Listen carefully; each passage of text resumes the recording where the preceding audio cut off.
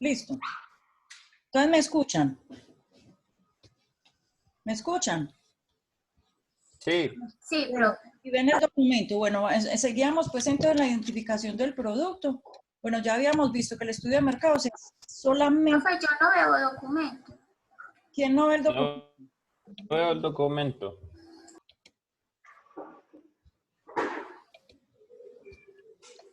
Listo. ¿Lo ven o no lo ven? No. No, profe.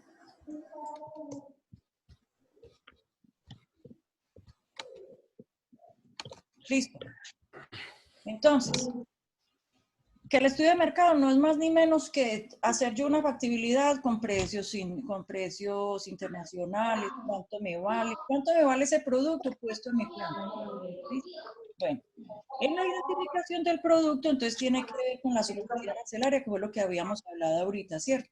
Para saber si el gravamen arancelario, para saber el impuesto sobre las ventas y demás requisitos para la importación. Entonces también mire que me dice que consulte el arancel de aduanas para verificar si tiene vistos buenos, o sea, si hay que estar, ¿cierto? Sacar un visto bueno o una norma técnica o un requerimiento especial. Listo. Aquí vámonos para la parte del trámite del Ministerio de Comercio, Industria y Turismo, que decía, creo que Sebastián. Sebastián nos estaba hablando pues de comprar una firma digital en la planilla única de comercio exterior. Sebastián, muchas gracias por alimentarnos con esos, ¿cierto? Con esos comentarios. También tengo para decirles, primero, que si yo no puedo ubicar la subpartida arancelaria, entonces la aduana presta un servicio de ubicación de la subpartida arancelaria y cobra medio salario mínimo mensual legal. Y el trámite ante el BUCE, generalmente uno utiliza la agente de aduanas. O sea que la agente de aduanas Venga, mi beso.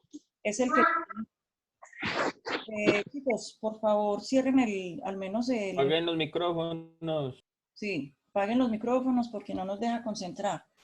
Bueno, entonces, espera un momentico porque alguien está escribiendo y no... Alguien del grupo de ustedes.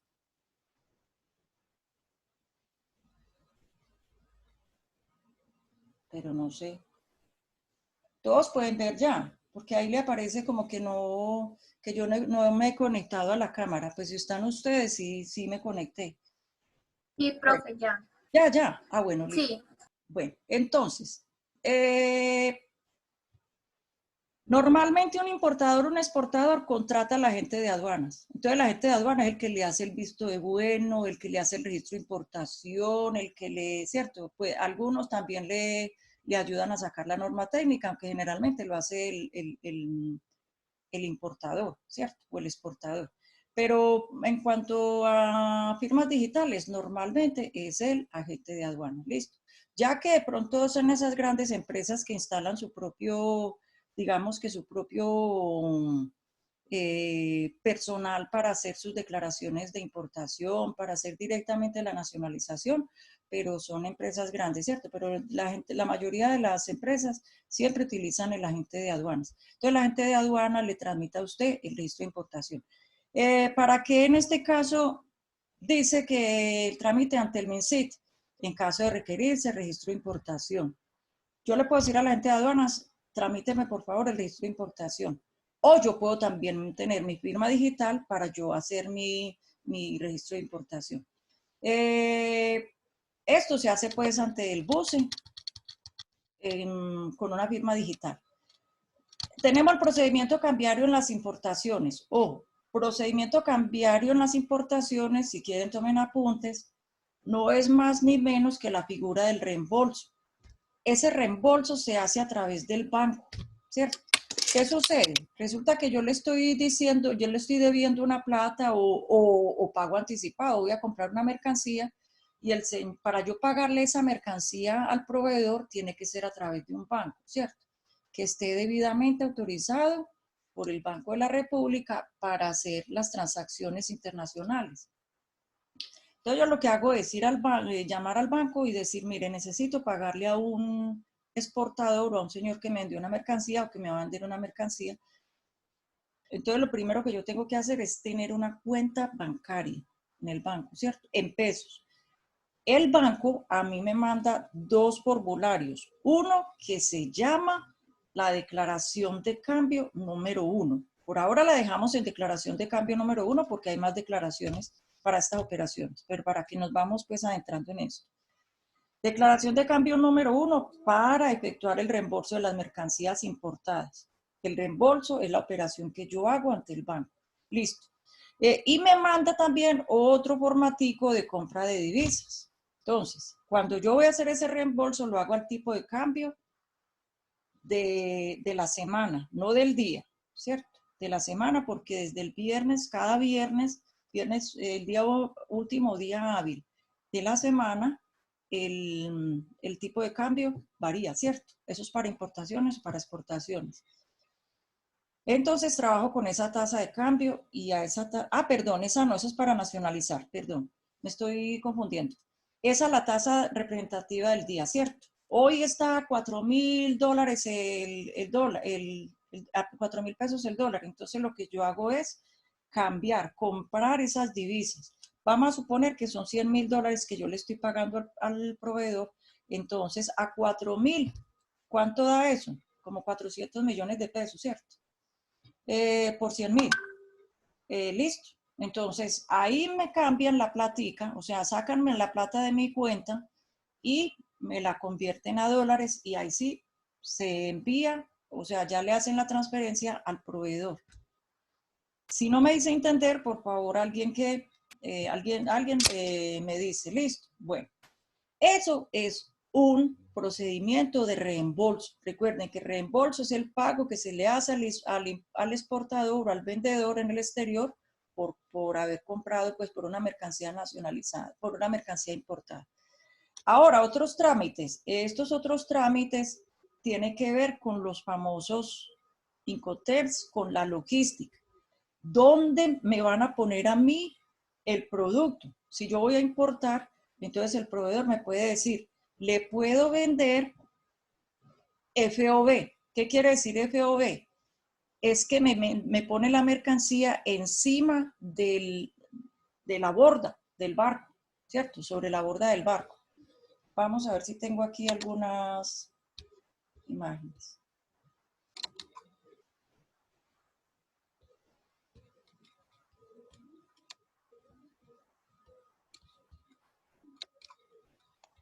Profe, y encima de la borda es como para que sea más rápido el descargue o qué beneficios trae eso. No, eso ya son términos de comercio internacional que los establecen así.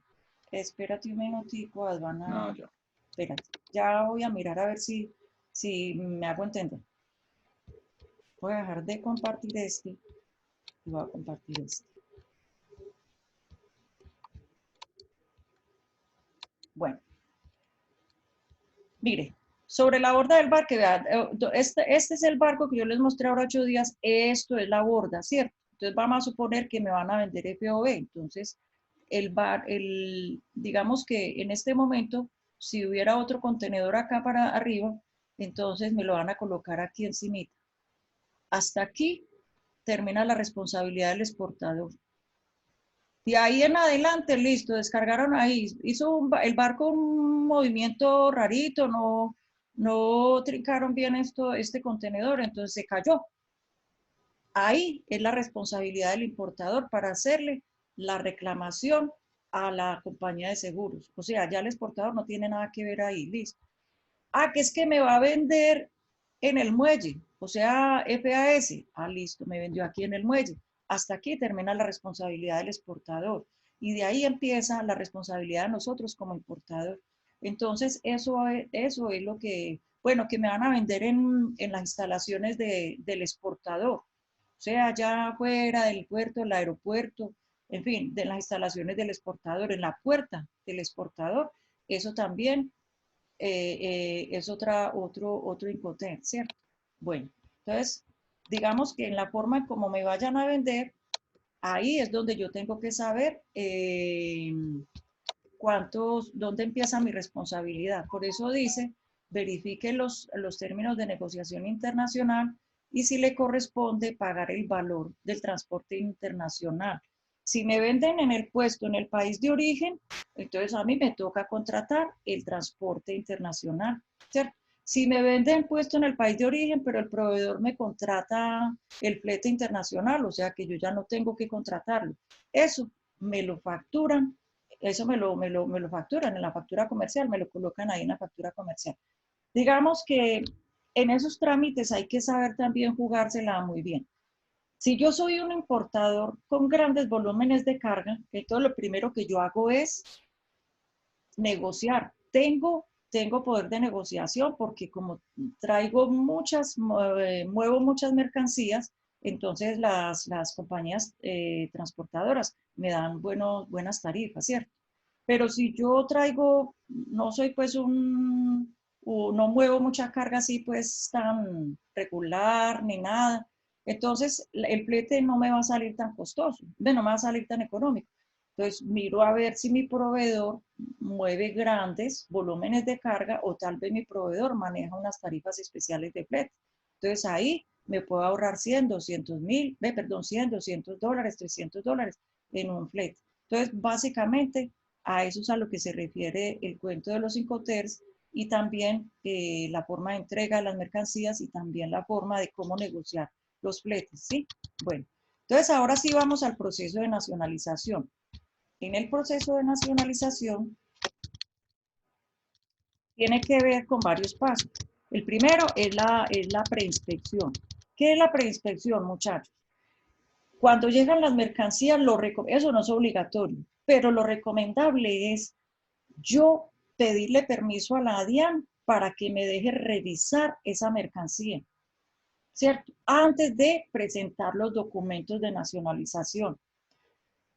Mire, se ha dado el caso, por ejemplo, voy a poner así un ejemplo así, de unas llantas. Yo estoy diciendo en los documentos, me están diciendo que estoy trayendo 2.500 llantas, pero resulta que físicamente llegaron más, llegaron 3.500 llantas. Entonces, ¿qué puede pasar ahí? Yo puedo, recuerdan cuando les dije a ustedes ahora 8 días de aforo físico, documental o aforo automático. Pues si da aforo físico, documental, no hay problema, ¿cierto? Si yo no he hecho esta inspección, esta preinspección. Pero si da físico, si da aforo documental o automático, no hay problema. Pero si da físico, sí hay problema porque me van a abrir la caja, me van a abrir el contenedor y van a contar y se van a dar cuenta de que hay muchas más llantas de las que yo estoy declarando. Entonces eso me da lugar, primero, a una aprehensión. Segundo, me imputan ahí contrabando. Tercero, muy posiblemente me quiten la habilidad para importar.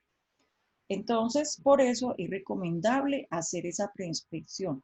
Entonces, uno le pide permiso a la DIAN dice, listo, va a ir el inspector para mirar las mercancías, para ver, para confrontar pues contra los documentos, lo mismo que hablamos ahora 8 días de inspección física. Bueno, después sigue la diligencia del valor FOB en aduanas. Ahora sí, una cosa es que yo les diga a ustedes un valor FOB y otra cosa es que yo les diga un Incoterm FOB, que eso fue lo que le dije a uno de los compañeritos que me esperara que yo iba a hablar de eso. Un valor FOB como tal es un valor de la mercancía puesta ya en el medio de transporte. Todo lo que vale la mercancía, el valor el precio de la mercancía, más el transporte de la mercancía desde las instalaciones del importador, más el seguro, más la aduana que tienen que hacer de exportación, más la subida de este contenedor o de esta mercancía al medio de transporte. Sucede lo mismo para aéreo y para terrestre.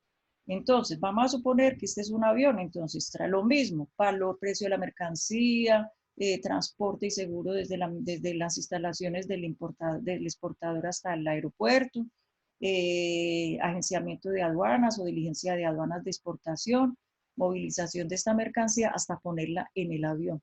Eso es un valor FOB. Listo, y lo mismo sucede con terrestre. Bueno, entonces, cuando la mercancía vale más de $5.000 puesta en el medio de transporte en el lugar de origen, muchachos.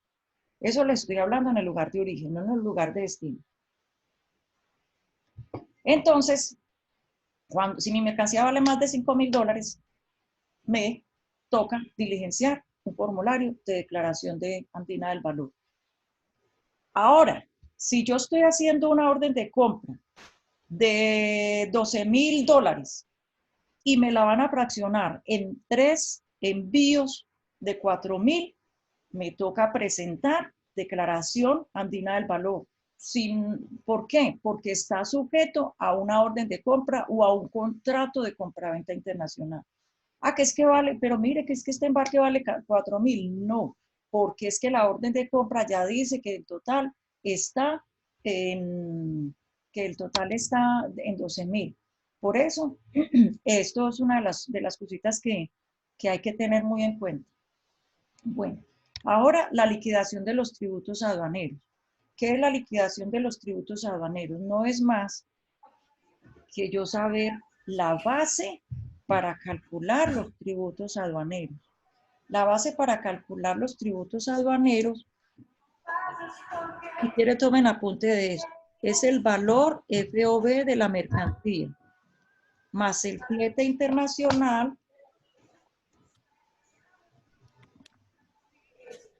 más, por favor, apaguen los micrófonos, por favor. Más el seguro internacional. Eso me da como total un valor CIF. Ese CIF es la base para calcular el arancel.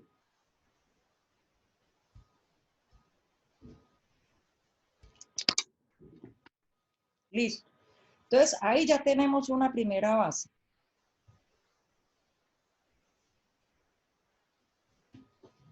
Perdón.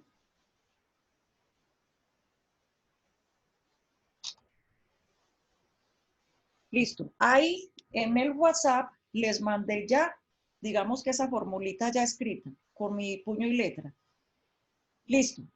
Esa base, listo. Después de que yo ya tenga esa base para calcular el arancel, entonces calculo el arancel. Entonces vamos a suponer que el valor, que eso vale, que son $100.000.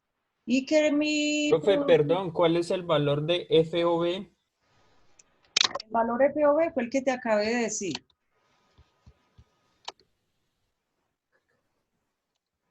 Va, espérate un minutito.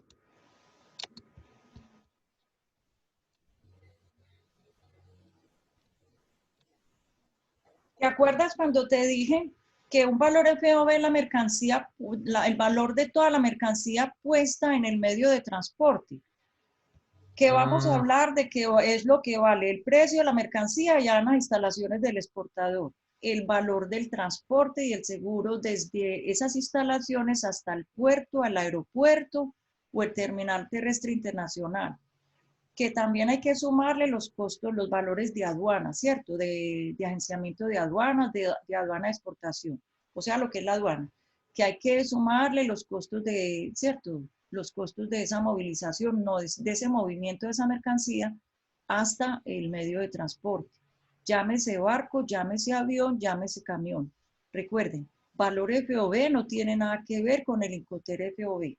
El Incoterm FOB es mercancía puesta sobre la borda del barco y solamente es para medio marítimo. Entonces estoy hablando de valores, lo que se llama valoración en aduana. Si no te queda claro, me dices por favor y ya miramos a ver cómo lo hacemos a través de WhatsApp para que nos rinda un poquitico. Sí, profe, me quedó claro. ¿Te quedó claro? Bueno, muchas gracias. Entonces sigamos acá en la parte de nacionalización. Listo. Yo creo que ya recibieron la formulita. Entonces, ahora sí, el CIF más el valor del arancel, colóquenle ahí, más valor arancel, ya pues calculado, no porcentaje de arancel, Entonces, para el caso que les estoy diciendo, de 100.000, el 20% son 20.000. Entonces, valor arancel de 100.000 más el valor, el CIF, más el valor calculado del arancel, esa sumatoria es la base para calcular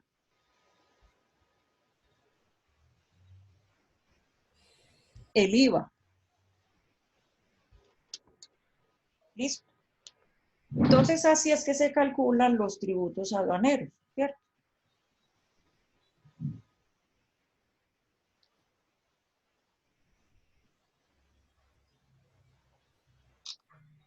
Aquí les mandé ya, digamos que la fórmula completa. Listo. Voy a dejarles un tallercito ahorita, muchachos. Ahí se los dejo ya en plataforma para que Bueno. les sirva de repaso de estos temas que estamos hablando, de lo que vimos ahora 8 y lo que vamos a ver hoy, lo que estamos viendo hoy. Entonces, muchachos, me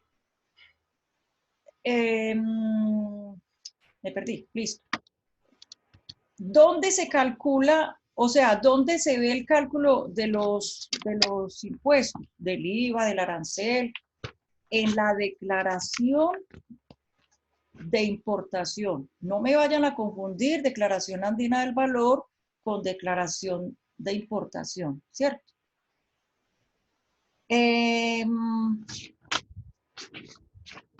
Quería contarles una cosita.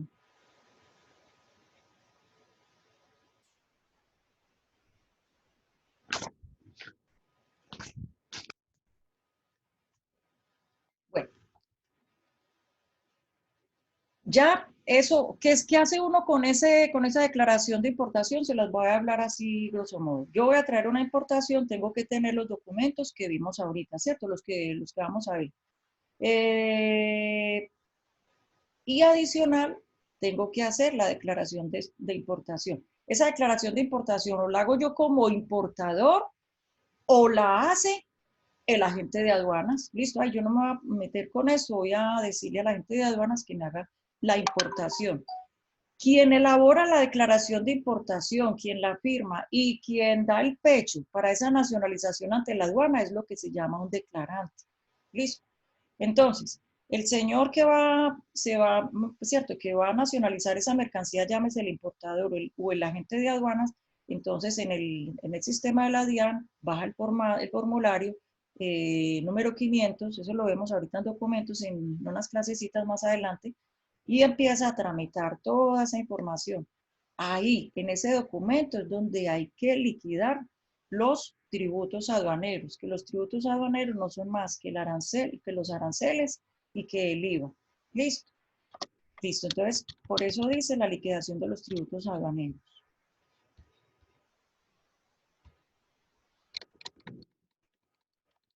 Bueno. Entonces, ahora sí, en esto ha cambiado un poquito porque ahorita ya vino una nueva modalidad, ¿cierto? La modalidad, espera y verá, ya les digo, estábamos hablando de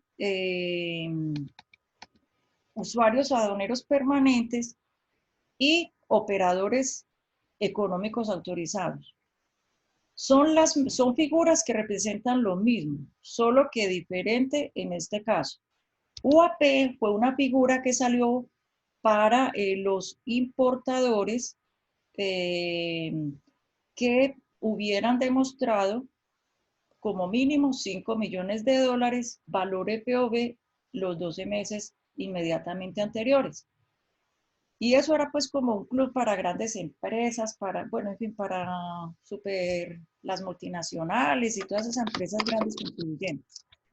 O sea que un Pepito Pérez casi no podía, pues no podía hacerlo. No podía hacerlo porque pues no tenía la estructura y pues cómo iba a demostrar 5 millones de dólares los 12 meses anteriores. Listo. Entonces, ya a partir hace 2 años, sí, sacaron una figura que se llama operador económico autorizado. Significa lo mismo, pero ya sí, cualquier importador, sin importar que sea un pequeño importador, que sea grande, bueno, en fin, eso ya va para todo el mundo, puede ser operador económico autorizado. Ventajas de ser operador económico. Ah, bueno, y lo del UAP, pues no sé ahorita con esta pandemia, no se han pronunciado todavía. Estaba hasta el 2020 y tenía vigencia hasta el 2030, hasta el 31 de marzo. Pero como ustedes saben que todo esto, lo de la pandemia la frenó, entonces en este momento no se ha visto pues resolución todavía, hay que seguir investigando. A ver si todavía sigue esta figura, ¿cierto? Pero decía que tenía vigencia hasta el 2020. Y los operadores económicos autorizados, entonces, ¿qué pueden hacer estas dos figuras? Yo puedo traer importaciones, hay muchas ventajas, pero les voy a decir una de las más importantes.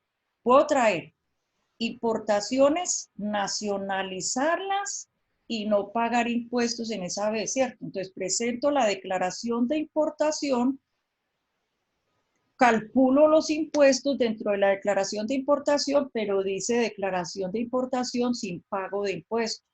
Listo.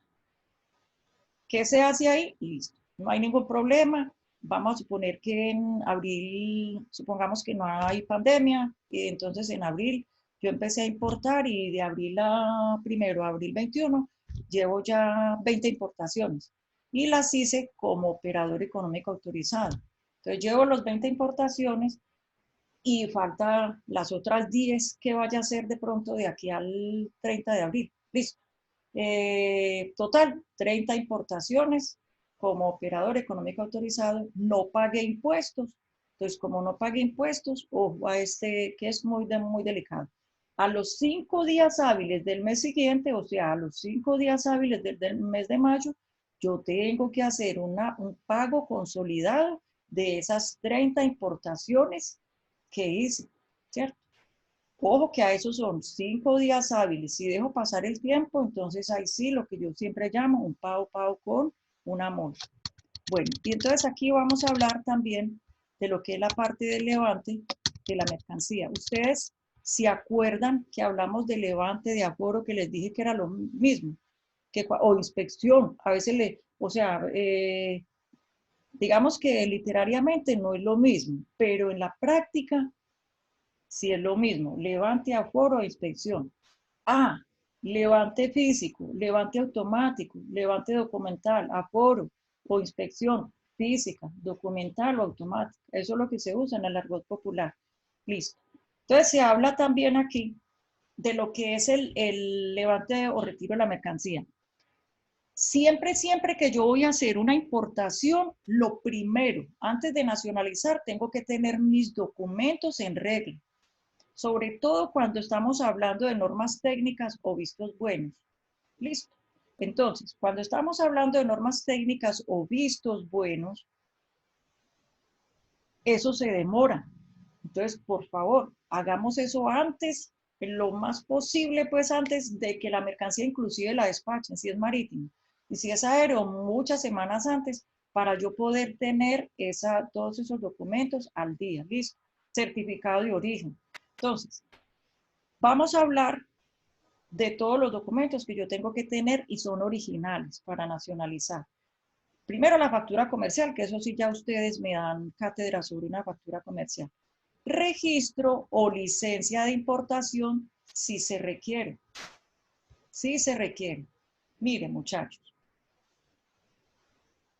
Espero que estén tomando apuntes, porque uno no sabe de pronto a veces las grabaciones y todo, entonces sí, yo estoy grabando de todos modos, pero espérenme un tico, yo creo que sí estoy grabando. Sí, yo estoy grabando.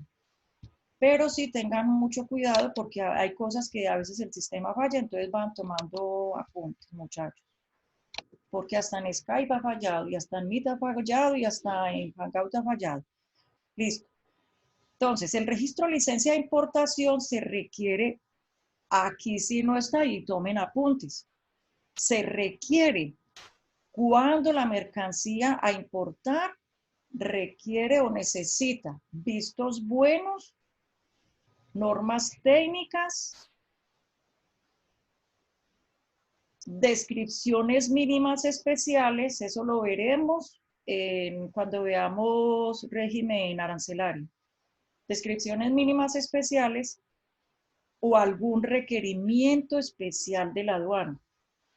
Si mi mercancía no requiere nada de eso, entonces no requiere visto bueno, ¿sí?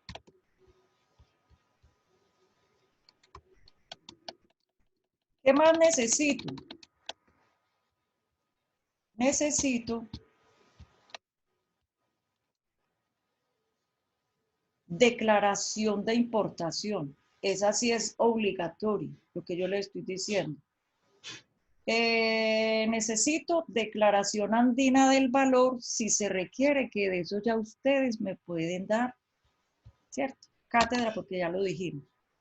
Lista de empaques si se requiere. La lista de empaques es un documento que tiene la información de cuántas cajas de mi mercancía vienen, cuántas cajas, cuál es el peso de cada caja, el volumen, o sea, cuánto mide cada caja y la descripción de la mercancía. Para la maquinaria requiere, ¿cierto? Para muchas cosas de mucha maquinaria requiere. Otras veces no es que se requiera, digamos que aduaneramente, pero por organización. Un exportador me va a mandar cuántas cajas vienen y me va a mandar la información para yo poderle hacer más seguimiento y más control sobre la carga. Un certificado de origen. ¿Quién lo expide? El exportador. ¿Cuándo lo necesito? Cuando mi mercancía o mi importación viene o está cobijada con un tratado de libre comercio o con un tratado de libre comercio, con un convenio o con un acuerdo, listo. El documento de transporte, bueno, el documento de transporte es ¿se acuerdan cuando mandamos o que nos traen con Servientrega, que nos dan una guía? Es una guía. Es un documento que es la verificación de que un transportista ha recibido una mercancía para transportarla de un origen a un destino. Entonces, ahora sí, vamos a hablar de documento. Esto también tomen apuntes porque no está ahí. ¿Cómo se llaman los documentos de transporte de cada medio de transporte? Para marítimo se llama un Bill of Lading o conocimiento de embarque. Para aéreo se llama una AWB o guía aérea. Y para para terrestre se llama una carta de porte o una CMR. ¿Listo? Bueno. Profe, ¿para aéreo qué? ¿Una guía de qué? Una guía aérea o una AWB. AWB. Y para terrestre es una carta de porte o una CMR. Listo. Entonces aquí abajo ya dice, el sistema informático aduanero determina si podrá efectuarse el levante automático o si se requiere inspección física de la mercancía. En el primer caso podrá retirar la mercancía, ¿cierto? Automático. Esto ya lo vimos. Entonces, para que ganemos un poquitico de tiempo, lo vimos ahora 8 días. Bueno. Entonces, ahora vamos a hablar de qué. ¿Queda alguna duda, por favor? Me van diciendo para yo... Tengo el decreto.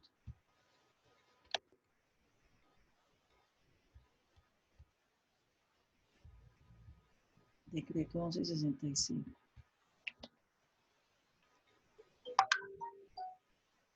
Bueno, abran por favor el decreto 1165.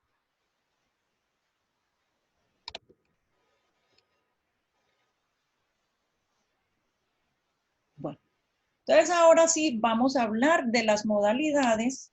Vamos a ver si me deja.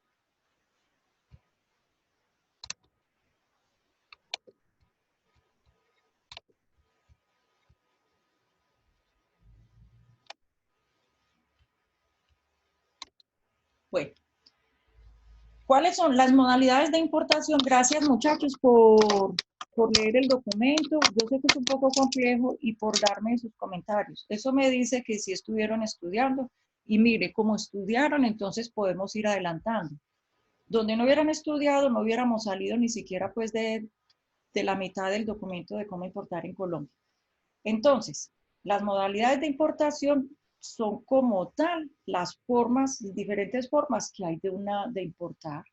Entonces nosotros supuestamente creemos que una importación, o sea, que lo único que hay es una importación de algo que yo estoy comprando en el exterior, se lo pago al señor y ya dispongo de eso. Como alguien decía, disposición libre o disposición restringida. Alguien de ustedes me dijo ahorita. Hay muchas formas de importar, muchas formas de importar. Yo puedo traer una mercancía aquí, hacerle una transformación y volverla a sacar. Eso ya entra como una importación temporal. Hay otras formas de importar que el señor gobierno dice, vea, posiblemente para esta pandemia, después de esta pandemia, haya muchas regiones donde el gobierno diga, mire, por ejemplo, lo que dijo Lorna ahorita, que se está trayendo vidrios y todo para carros, muy posiblemente no, eso ya podría entrar como una especie de franquicia, pero ahí no sería franquicia como tal, porque la franquicia es como tal para lo que es maquinaria y equipo, pero digamos que es una especie de franquicia lo que está haciendo el gobierno. Más adelante me imagino que va a decir el gobierno, vamos a implementar la importación con franquicia. Se trae con exención total o parcial de impuestos, ahí sí, de aranceles y de IVA, porque se necesita ya reactivar la economía. Una reimportación por perfeccionamiento pasivo es algo que yo saco, cuando yo hablo de reimportación es porque yo algo saqué anteriormente temporalmente. Hice una exportación temporal antes para volverla a traer, eso se llama una reimportación. Cuando hablamos de pasivo, muchachos, es porque sale plata de aquí de Colombia. Listo, yo saqué la importación, un señor me va a hacer un recubrimiento, me va a reparar una máquina, en fin, le voy a pagar a ese señor por todo lo que por el trabajo que me hizo. Entonces sale plata de aquí para reimportación, reimportación por perfeccionamiento pasivo. Bueno, el cumplimiento de garantía, bueno, entonces... Profe, perdón, una pregunta. Señor. Es que lo que yo leí hablaba como solo como de intereses culturales o como bienes artísticos. ¿En cuál? En esa que acabo de leer de perfeccionamiento pasivo. No. Hay varias, ¿cierto? Me imagino que fue que usted leyó algo para eso y tiene digamos que tiene su condición para eso. Usted lo puede hacer así también, pero Ya. tiene O que sea, no es solo eso, es más tiene que haber cosas. sufrido alguna transformación. Pero, por ejemplo, si es, por ejemplo, una obra cultural, o sea, un cuadro, una de las gordas de Botero, pues una escultura de Botero, que la voy a sacar y la voy a volver a reintegrar, no es perfeccionamiento pasivo, es por reimportación para el mismo estado. Entonces, una cosa es, por eso le digo yo, cuando hablamos de pasivo es porque ha tenido una modificación. Entonces, vamos a tratar de hablarlo. Yo les voy a ayudar con esto, así se los voy a dar desmenuzado, porque yo sé que es un poquitico complejo. Lo que les estaba dando a ustedes en este momento es digamos, como algo generalizado. Entonces vamos a empezar con la importación ordinaria. La importación ordinaria, como tal, es la que yo estoy trayendo, pago los impuestos, nacionalizo, como pago impuestos, yo ya me la traigo para mis instalaciones y puedo disponer de ella, ¿cierto? En cambio, estas otras aquí, las que aparecen aquí abajo, a veces no hay pagos de impuestos. Entonces, por eso quedan en disposición restringida. Pero yo cuando pago impuestos es porque ya, ¿cierto? Quedo libre de disponer de mi mercancía como yo quiera. La comercializo, la regalo, la vendo, la presto, listo. Bueno, ya, nos quedamos sin... Listo. Vuelva a la otra, nos conectamos en 5 minutitos.